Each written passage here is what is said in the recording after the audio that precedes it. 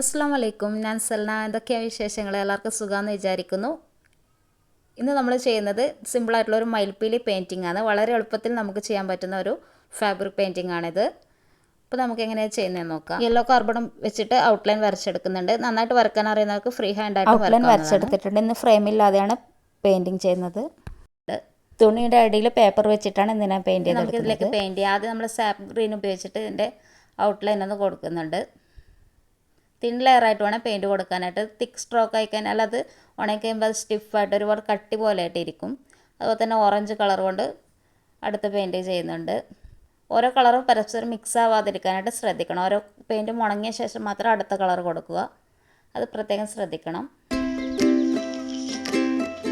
ഇതിൻ്റെ നടുഭാഗത്ത് നമ്മൾ blue colour വെച്ചിട്ട് പെയിൻറ്റ് ചെയ്തെടുക്കുന്നുണ്ട്.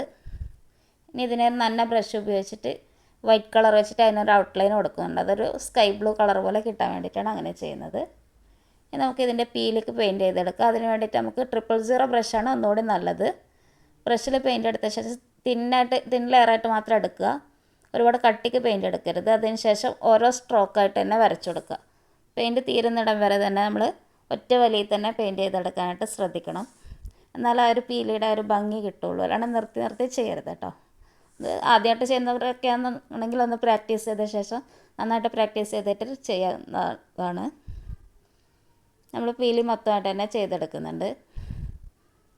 ഭയങ്കര സിമ്പിളായിട്ട് ചെയ്യാൻ പറ്റുന്ന ഒരു പെയിൻറ്റിംഗ് ആണിത്. നമുക്ക് നല്ല രീതിയിൽ ചെയ്തെടുക്കുകയാണെങ്കിൽ നമുക്ക് നല്ലൊരു വരുമാന മാർഗ്ഗം ആയിട്ടൊക്കെ ചെയ്യാവുന്നതാണ് കേട്ടോ. നമ്മളിതിൻ്റെ ഒരു സെൻറ്റർ ഭാഗത്തായിട്ട് നമ്മൾ പേൾ മെറ്റാലിക് വെച്ചിട്ട് ഒരു ഔട്ട്ലൈൻ കൊടുക്കുന്നുണ്ട്.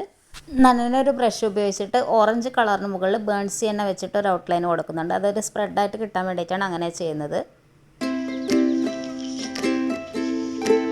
അതുപോലെ തന്നെ നമ്മൾ ആ ഒരു ഗ്രീൻ കളർ കൊടുത്ത ഒരു പീലിയുടെ പുറത്തുള്ള ഒരു ഔട്ട്ലൈനിന് അതുപോലെ തന്നെ നന്ന ബ്രഷ് വെച്ചിട്ട് ഗ്രീൻ കളർ കൊടുക്കുന്നുണ്ട്. അതുപോലെ തന്നെ യെല്ലോ കളറിന് ഓറഞ്ച് കളർ കൊടുക്കുന്നുണ്ട്. ഒരു ഗോൾഡൻ യെല്ലോ കളർ കിട്ടാൻ വേണ്ടിയിട്ടാണ് അങ്ങനെ ചെയ്യുന്നത്. അപ്പോൾ നമ്മുടെ പെയിൻറ്റും ഫിനിഷ് ആയിട്ടുണ്ട്. അപ്പോൾ വീഡിയോ നിങ്ങൾക്ക് ഇഷ്ടപ്പെട്ടിട്ടുണ്ടെങ്കിൽ വീഡിയോ ലൈക്ക് ചെയ്യുക, കമൻറ്റ് ചെയ്യുക, സബ്സ്ക്രൈബ് ചെയ്യുക. ഇനിയും നല്ലൊരു വീഡിയോ ആയിട്ട് വരാം. താങ്ക്